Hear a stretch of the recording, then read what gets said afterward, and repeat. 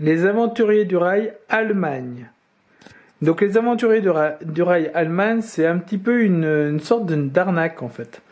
Puisque déjà, il existait déjà sur une autre forme qui s'appelait Märklin, qui n'avait pas du tout les mêmes règles additionnelles. Mais il y avait un aventurier du rail qui se déroulait en Allemagne. Et ensuite, l'aventurier du rail Allemagne, c'est une grosse boîte. C'est une grosse boîte, donc c'est-à-dire en achetant les aventuriers du rail Allemagne, on achète en même temps les wagons qu'on a déjà, les cartes qu'on a déjà, donc c'est un peu too much. Il a coûté 40 € comme les aventuriers du rail classiques, donc c'est un peu exagéré. C'est vraiment exagéré. Ils auraient pu faire une petite carte, et en plus, le pire c'est que dans le dos de l'Allemagne, il n'y a rien du tout. Il n'y a qu'une seule carte dans celui-là. Donc alors que les autres petites cartes soit étaient moins chères, soit n'avaient qu'une seule, avaient deux cartes. Donc c'est un peu abusé. Voilà. Donc juste première chose. Donc c'est un jeu qui joue de 2 jusqu'à 5, qui a globalement les mêmes règles, sauf qu'on rajoute des petits passagers sur les villes. Donc on est bien sur l'Allemagne et avec des passagers sur les villes. Donc les passagers sont placés en début de partie. Ils sont placés comment? En suivant les numéros qu'il y a dans les règles. Donc là, vous êtes obligé d'ouvrir les règles. Et par exemple, là il y a 1 et 4 à... Ça va être Francfort. Voilà, 4 à Francfort. Donc comment je fais? Je prends mon petit sachet et je pose des petits meeples au niveau.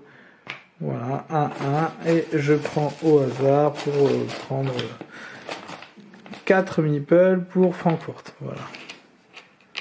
Donc ils sont tirés au hasard. Il y a, il me semble, 5 couleurs différentes ou 6 couleurs. Je sais plus, ça va être 6. Ouais, c'est 6 couleurs. 6 couleurs différentes. Voilà. Donc il y a des meeples un peu sur toutes les villes au début de la partie. Le jeu se déroule un peu comme n'importe quel aventurier du rail. Il y a 45 wagons. Ça marche à peu près pareil. Au niveau des objectifs, c'est un petit peu différent. Sur le fait qu'il y a bien 2 tas d'objectifs. Il y a les rouges et les bleus. Alors les rouges, c'est des objectifs qui vont de 12 jusqu'à 22. Donc c'est plutôt des gros objectifs. Alors que les bleus, c'est des objectifs qui sont inférieurs à 12. Strictement inférieurs à 12. Donc là, ça va pas très loin. Au début de la partie, on pioche 4 objectifs, et sur les 4, on choisit en fait ce qu'on veut. Soit on prend que des roses, soit on prend que des bleus. Enfin, on choisit ce qui nous plaît le plus. Donc voilà, ce n'est pas comme l'Europe où on a un gros objectif et 3 petits. Là, c'est vraiment on choisit si on veut que des petits ou que des gros. Quand on pioche les cartes, quand on pioche les objectifs, pareil, on en prend 4 et on choisit là encore que des petits ou des gros. Donc c'est vraiment au choix du joueur. Voilà pour le jeu. Donc sinon ça marche exactement pareil. Il y a des pays. Donc là on a la France, la Suisse, l'Autriche, le Danemark et le Pays-Bas tout en haut. Bien sûr la Pologne est totalement ignorée et la République tchèque aussi. Donc voilà pour les aventures du rail Allemagne. Maintenant, je vais expliquer rapidement comment ça fonctionne, les passagers. Bon, les passagers, c'est assez simple, hein. C'est voire même très très simple. C'est je pose un wagon, par exemple ici. Si je pose un wagon ici, soit je prends un passager ici, soit je prends un passager ici, de la couleur que je veux. Donc par exemple, là, je prends le rouge. Et je le garde dans mon camp. Donc on va compiler, on va collectionner comme ça le nombre de passagers. Donc on va essayer de les collectionner bien. Et en fait, à la fin de la partie, celui qui a le plus de passagers rouges gagne 20 points, le deuxième gagne 10 points. Donc en fait, c'est une histoire de majorité en fonction du nombre de passagers de chaque couleur.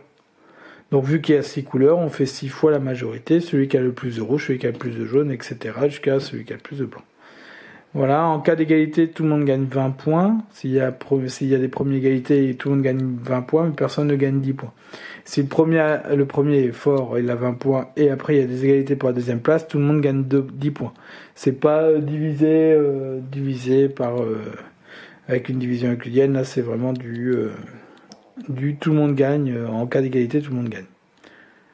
Voilà pour les règles de l'Allemagne. Donc en plus, c'était pas des règles très compliquées, hein, ça change pas énormément le jeu.